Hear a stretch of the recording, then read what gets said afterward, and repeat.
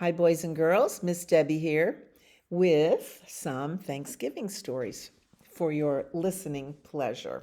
So, in these dark evenings where it's too dark to play outside and it's really not time to eat yet, just cozy up with your iPad and listen to some stories by me. The Berenstain Bears Thankful for Family by Stan and Jan Berenstain, published by Random House. It was almost time for Thanksgiving. It was almost time for Thanksgiving dinner at the Bears family treehouse. It's a day to say thanks, Mama Bear said. Let's share some things we are thankful for this year. So what's on their table? Turkey, sweet potatoes, cranberry sauce, maybe spinach, gravy, and pumpkin pie. Brother and Sister Bear could think of many things to be thankful for. I'm thankful for our school, Sister said.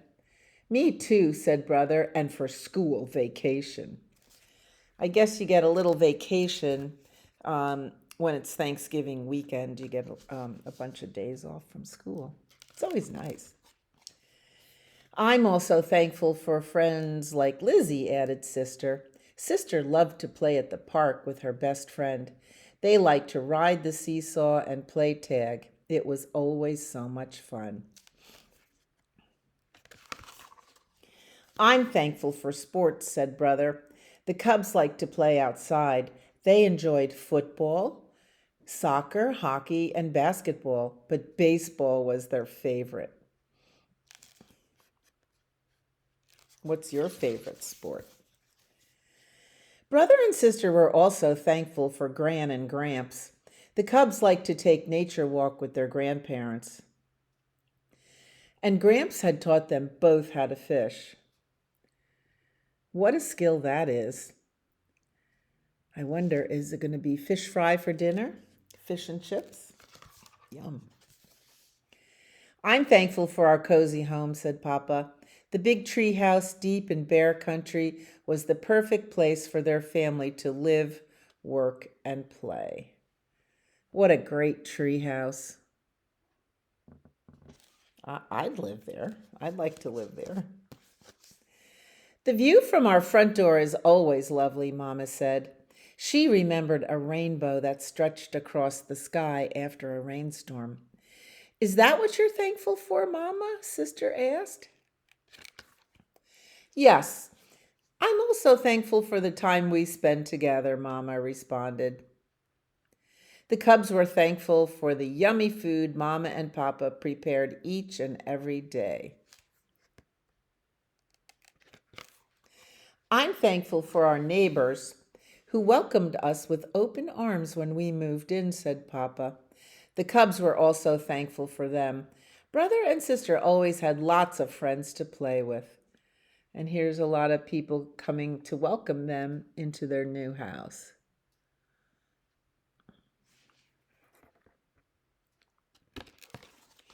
Everyone was thankful for Papa's pumpkin patch. He used the very biggest pumpkin to bake delicious pumpkin pies for Thanksgiving Day. Papa's tummy growled. All this thankfulness is making me hungry, he chuckled. Thankfully, it was time to dig in. Yum. The end. Do you like pumpkin pie? I said I have to have it with whipped cream or ice cream. Other than that, it's kind of dry. A Turkey for Thanksgiving by Bunting, illustrated by Diane deGroat. This is absolutely my favorite Thanksgiving book in the whole wide world. A Turkey for Thanksgiving.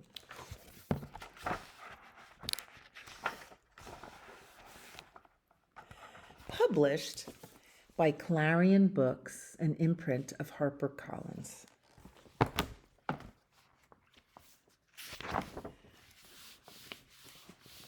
Now, in school, do you make these decorations for your Thanksgiving table, like man and woman pilgrims out of paper, cones, and maybe a fanned out turkey. Those are so fun. It was Thanksgiving morning. Mr. Moose helped Mrs. Moose set the Thanksgiving table. Sheep will sit here. He likes a chair that's straight up and down, Mr. Moose said. Rabbit here, Porcupine here, Mr. and Mrs. Goat here. He smiled at his wife. Isn't it nice to have friends to share Thanksgiving? Look at their rustic cabin. Wooden table and chairs, decorations.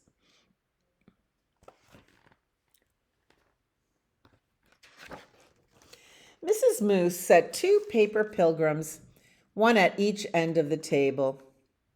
She placed the paper turkey with its great fan of a tail between the candles and stood back. They look good, my dear, Mr. Moose said. Mrs. Moose sighed. Yes, but I wish we had a real turkey. Everyone always has a turkey for Thanksgiving, everyone but us. Mr. Moose nuzzled Mrs. Moose's head. Well, that won't do. I will go this minute and find you a turkey for Thanksgiving.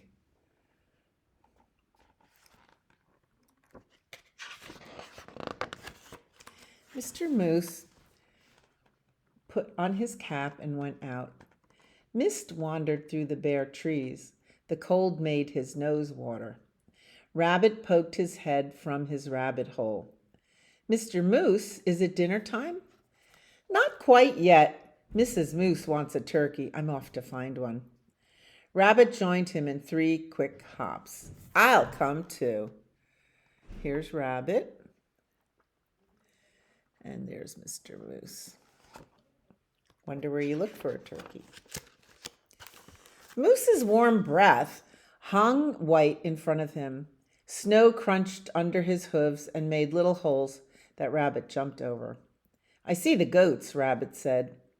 Mr. Goat raised his head and spat out the tin can he was chewing. Is it dinner time? He called. Not till I find a turkey, Mr. Moose said. We saw one down by the river, Mrs. Goat told him, and Mr. Goat added, a fat one. So they live on a bit of a hill, surrounded by tires and kind of junky stuff. You know, I think, look, there's an old myth. There's a garbage dump. There's an old myth that goats eat tin cans. I can't believe goats eat tin cans. They eat grass. The goats leaped down from their perch. We'll show you. Sheep was farther up the hillside, looking round as a fur ball in his winter coat. Is it dinner time? He bellowed. First I have to find a turkey, Mr. Moose bellowed back.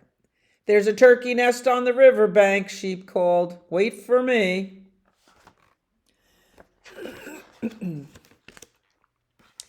The earth smelled of ice and moss as they crunched along.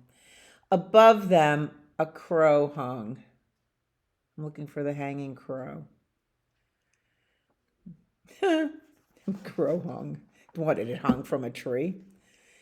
Above them, a crow hung, black as a puff of wood smoke. Porcupine was hiding in the underbrush. It's you, he said, and he put his quills down. We're off to get a turkey for Mrs. Moose, Mr. Moose explained. Do you want to come? I'm slow, Porcupine said. Pick me up on your way back.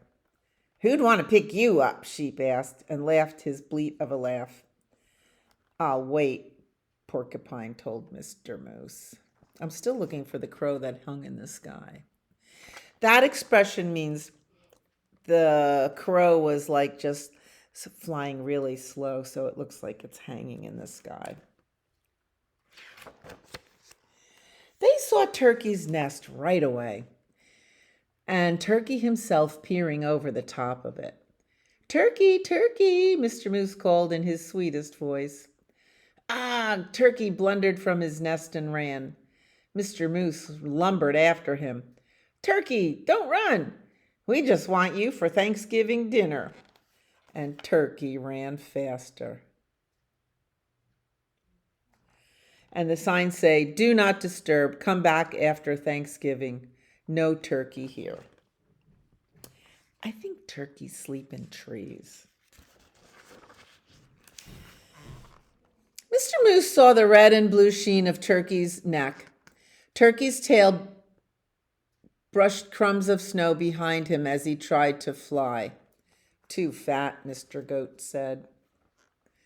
Turkey's legs bent in the middle as he fell. Mr. Moose put a booted hoof on his head and smiled his great toothy smile. I hope you don't have other plans for Thanksgiving, Turkey. Look who's got a fork. I think that's Mrs. Turkey. Mr. Moose helped Turkey up. My wife won't mind that you're too fat, he said. Let's go. It's getting close to dinner time. They marched Turkey in front. I'm sorry about this, for I can see you don't want to come, Mr. Moose said. But I must insist. A promise is a promise.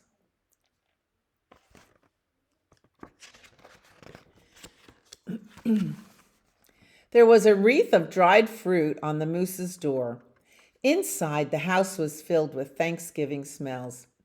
Mr. Moose hid Turkey behind him. Look who I brought, Mrs. Moose, he said. Sheep, the goats, rabbit, and porcupine. And ta-da! He pushed Turkey around in front of him. For you, a turkey for Thanksgiving. Mrs. Moose clapped her hooves.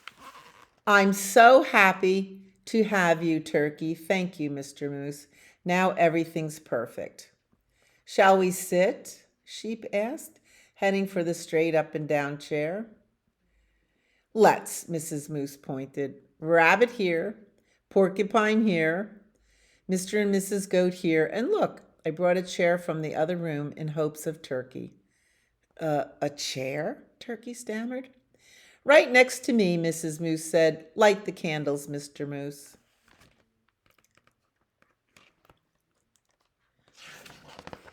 There were bowls of acorn and alfalfa sprouts, dried since summer. There was willow bark and cured grasses and wild parsley.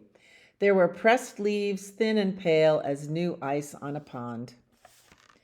I hope you find something here to your liking, Mr. Turkey, Mrs. Moose said. I wasn't sure of your taste.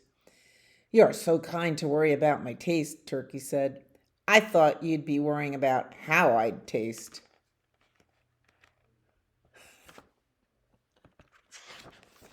Heavens, no. Mr. Moose smiled his big tooth smile and filled everyone's cup with cold spring water. It's so nice to have friends around the table at Thanksgiving. Turkey's wattles wobbled. It's even nicer to be at your table and not on it, he said. Happy Thanksgiving, everyone. Happy Thanksgiving, Turkey. So he was invited to dinner, not to be dinner, but to have dinner. I love that book. All righty. One more story tonight. A Thanksgiving comedy, Turk and Runt. A runt is they usually say the runt of a litter or the runt of the family is a small, kind of sickly looking, not robust looking being. This is written by Lisa Wheeler and illustrated by Frank Ansley. And it's published by Aladdin Paperbacks. Turk and Runt. They live on Wishbone Farm.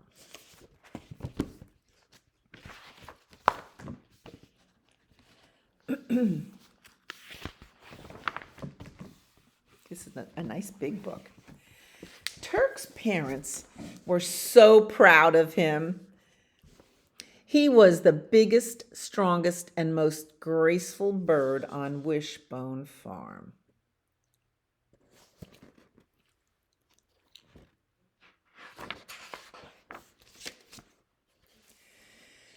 He's a dancer, said his mother. He's an athlete, said his father. He's a goner, said his brother Runt. But no one ever listened to Runt. There's little Runt. Every year, the farm animals looked forward to the excitement of autumn. Carloads of people came to pick red ripe apples from the orchard in September. Folks arrived to choose plump orange pumpkins from the field in October. And come November, it was turkey time.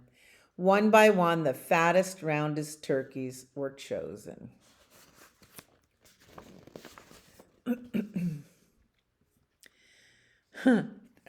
Here's Turk. He's got a question mark over his head as this man runs after another turkey. Well, what's he doing?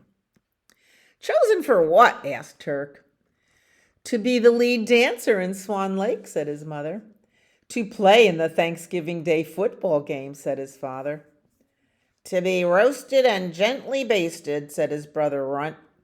But no one ever listened to Runt. So every morning in November, the family watched Turk practice his dance steps. 1, 2, 3, lift. 1, 2, 3, lift. And every afternoon, the family watched Turk practice his football moves. 16, 23, 47, hike. He's getting stronger, said his mother. He's getting bigger, said his father. He's getting juicier, said Runt. 2 days before Thanksgiving, Madame Waddell, the famous ballet instructor, arrived at Wishbone Farm. She came to choose a turkey. An audition, Mother squealed. It's your time to shine. Get out there and shake those tail feathers. Turk gracefully danced to the front of the barnyard. He leaped, he spun, he twirled and whirled. He did a triple somersault and landed in a split. Look at the size of those drumsticks, said Madame Waddell. That is a beautiful bird. Mother beamed. Father puffed out his feathers with pride. Runt puffed out his feathers too. Then he threw himself on the ground. He flapped, he flopped, he hissed and sputtered.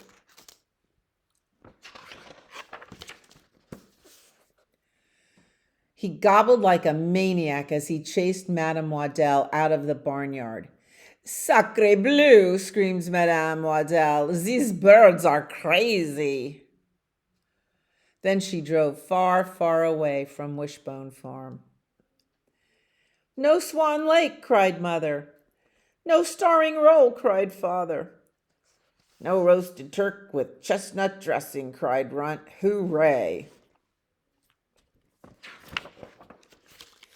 The day before Thanksgiving, Coach Giblet of the Crow City Corn Shuckers came to pick out a turkey. This is your big chance, said Father. Get out there and strut your stuff. Turk sprinted to the front of the barnyard. He bobbed, he weaved, he tackled and dived. He mowed down every turkey who got in his way. That's one healthy-looking bird, said Coach Giblet. Only the biggest and the best for my team.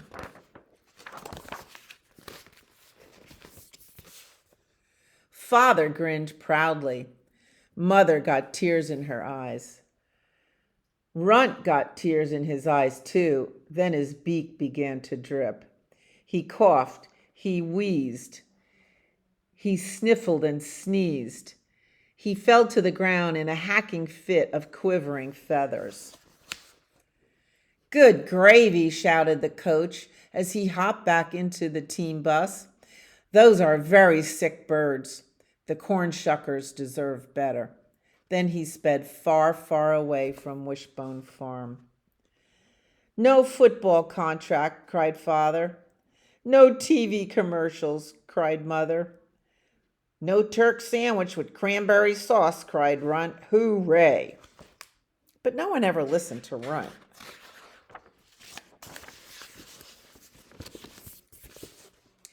It was Thanksgiving morning. Turk's family heard the put-put-put of a little old car, and out of the car climbed a little old lady. Maybe she's a little old talent scout, said Father. Maybe she's a little old dance instructor, said Mother. I hope she's a little old vegetarian, said Runt. Father and Mother pushed Turk to the front of the barnyard. Show her what you've got. But before Turk could perform even one pirouette, the little old lady scooted him aside. Aha, she exclaimed, pointing at Runt. Exactly what I've been looking for. This bird is just the right size for me.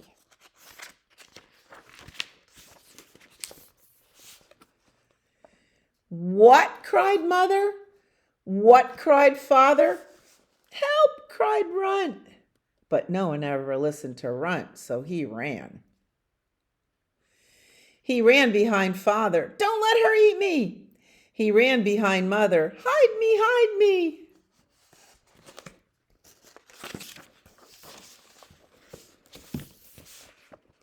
He ran behind Turk. I'm too young to be basted. Turk saw the look in the little old lady's eyes. He saw the drool on her lips. He saw the fork in the little old lady's pocket. He saw the roasting pan in her back seat. Runt had been right all along.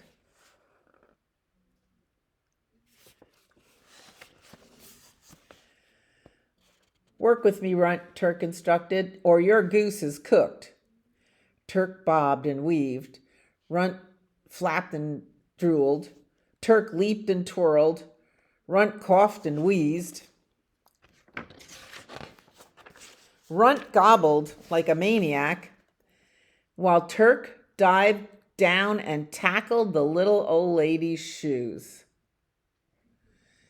Stuff and nonsense, cried the little old lady, climbing back into her car. I wouldn't eat these birds if they were the last turkeys on earth.